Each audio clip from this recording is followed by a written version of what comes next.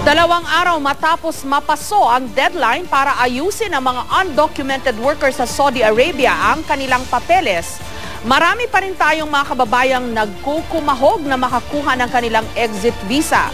Ayon sa DFA o Department of Foreign Affairs, wala pa naman silang nababalita ang naarestong OFW kasunod ng paghihigpit ng immigration policy ng Saudi. Samantala, humiling na ng clemency ang gobyerno ng Pilipinas sa hari ng Saudi para kay Joselito Zapanta na nakatakdang bitayin dahil sa kasong pagpatay sa kanyang Sudanese landlord. May report si Claire Delfin. Nagsimula na ang otoridad ng Saudi Arabia na manghuli ng mga undocumented foreigner. Kaya naman nagkukumahog ang ilan sa ating mga kababayan na makakuha ng kanilang exit visa. Ang kaso, hindi kaya ng konsulado na asikasuhin sila ng sabay-sabay sa isang araw. Kuya, bakit naman ganyan? Kahapon pa kami nakapila, bukas na naman. Nagtsatsaga naman po kami pumila sa init ng araw, makauwi lang. Nagmamakawa po kami, papasukin niyo po kami, bigyan daan niyo po para makauwi na kami. We will just assure them na we will help them be repatriated kung pinakailangan. Bukod sa mapapadeport, papatawan ang mga mahuhuling iligal na dayuhan ng parusa at multa. Sa ngayon ay mayroon ng checkpoint na nagsisimula bandang alas 7 ng gabi. At merong kumakatok sa mga bahay-bahay para inspeksyonin ang papeles ng mga nakatira roon. Pag family building, jawasat na babae. Kapag single na, pag mga lalaki papasok.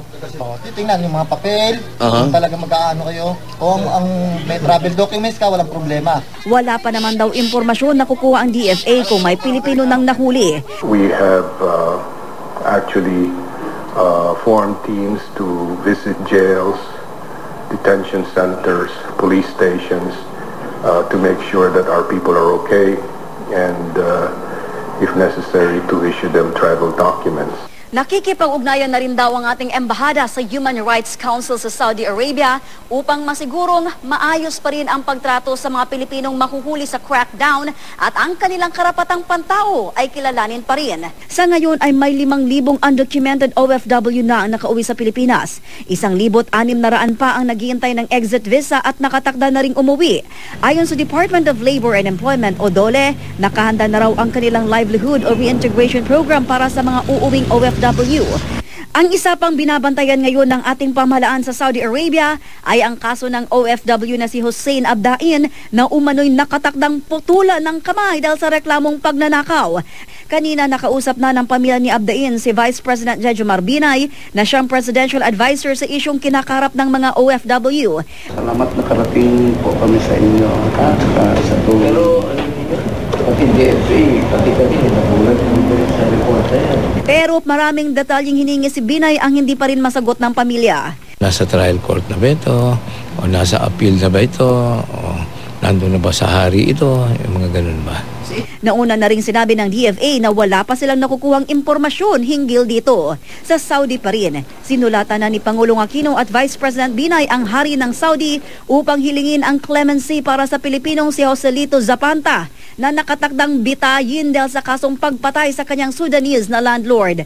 45 million pesos ang blood money na kailangan bayarin ni Zapanta para mapalaya. Pero 5 milyon pa lang ang naiipon ng kanyang pamilya at taga-suporta. Noong linggo pa, November 3 ang deadline para mabayaran ang blood money. We are trying to get the family of the Sudanese victim. One is for lowering of the blood money that is being requested, and second to be able to move the payment of the blood money.